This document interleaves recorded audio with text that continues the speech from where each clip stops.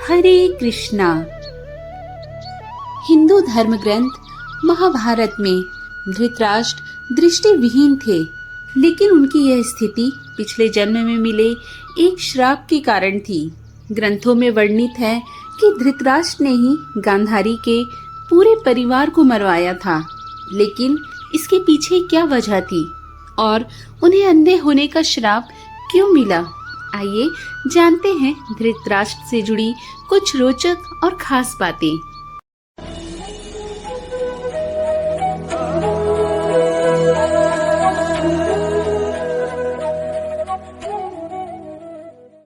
महाराज शांतनु और सत्यवती के दो पुत्र हुए, विचित्रवीर्य और चित्रांगद।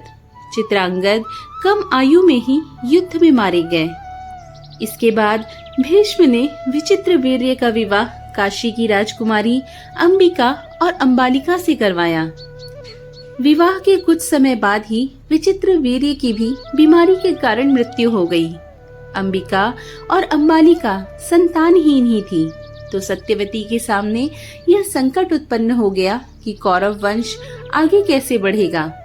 वंश को आगे बढ़ाने के लिए सत्यवती ने महर्षि वेदव्यास से इसका उपाय पूछा।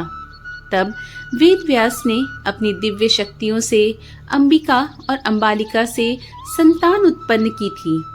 अंबिका ने महर्षि के भय के कारण आंखें बंद कर ली थी, तो इसकी अंधी संतान के रूप में धृतराष्ट्र हुए।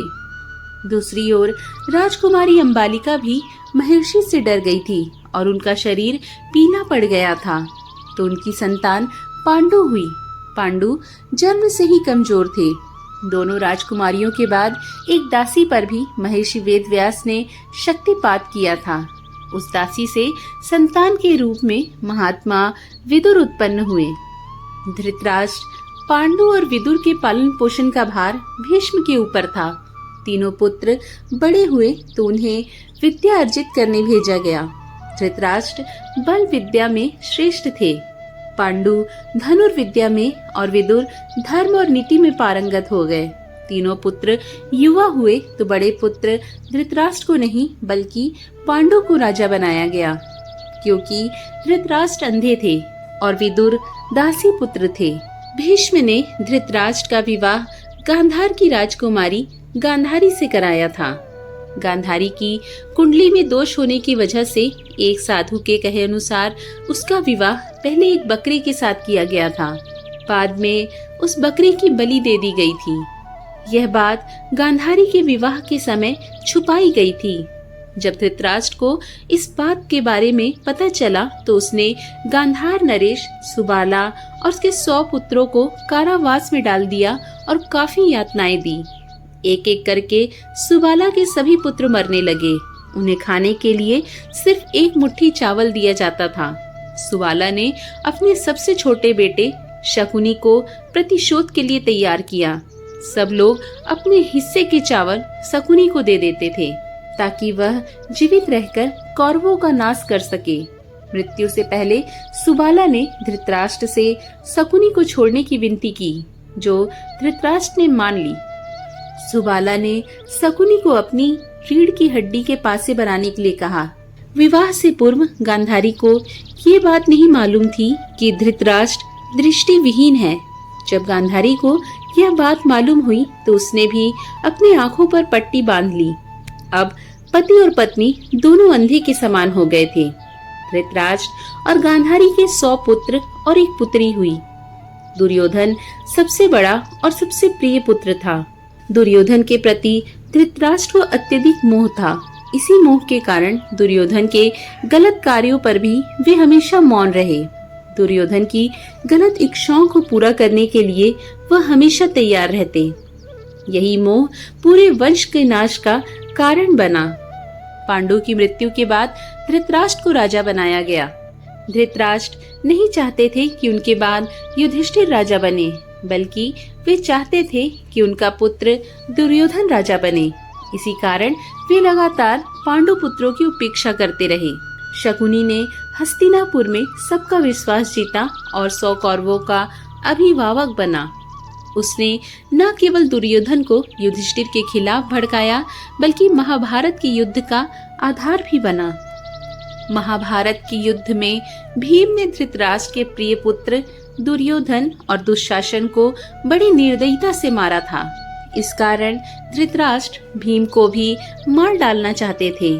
जब युद्ध समाप्त हो गया तो श्री कृष्ण के साथ युधिष्ठिर, भीम, अर्जुन, नकुल और सहदेव महाराज धृतराष्ट्र से मिलने पहुँचे।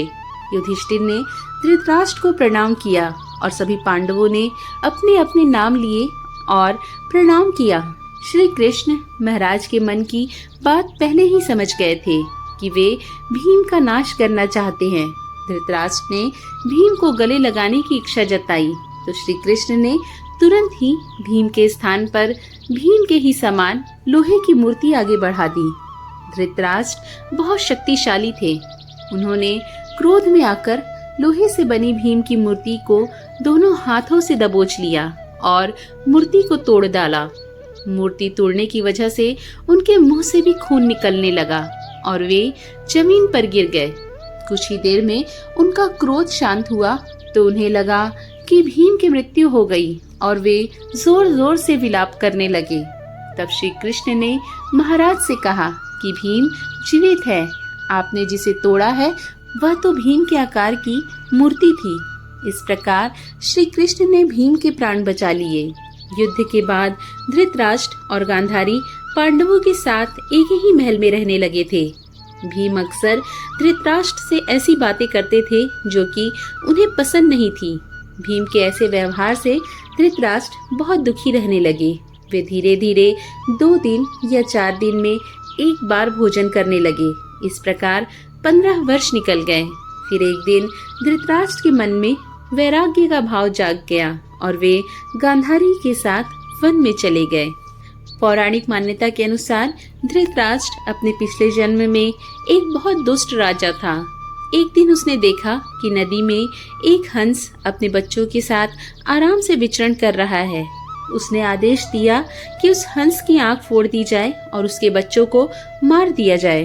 यही वजह बनी कि अगले जन्म में धृतराष्ट्र अंधे पैदा हुए और उनके सभी पुत्र उसी तरह मृत्यु को प्राप्त हुए जैसे उस हंस के हुए थे।